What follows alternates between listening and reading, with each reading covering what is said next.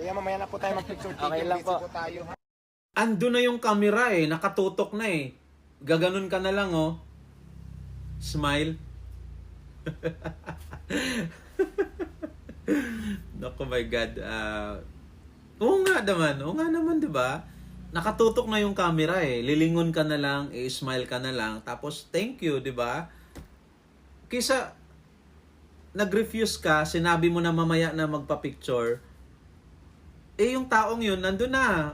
Kisa sabihin mo na mamaya na magpa-picture, nakatutok ka na sa camera eh. Sana sinabi mo na lang, sige, click mo yung cam. Ayan, okay, smile. Ganun lang. I guess, kahit gaano ka kapagod, wala ka sa mood, pinagkaguluhan ka na ng mga tao eh. Tinalo mo pa nga yung mga artista kasi yung mga artista talaga, tuwing may okasyon lang yan, tuwing may mga ganap lang yan, nagpipicture yung mga taong yan. Pero ikaw, Diwata, you are so very blessed talaga. Napaka-blessed mo na tao kasi halos araw-araw, marami ang nagkakandara pa para magpa-picture sa'yo. Ang daming tao na gusto kang makita. Ang daming taong nag-e-effort na pupuntahan ka, 'di ba? So, I know pagod ka and marami kang trabaho, pero andyan ka na eh. And yung moment na 'yan, alam naman natin na hindi talaga yung pang mata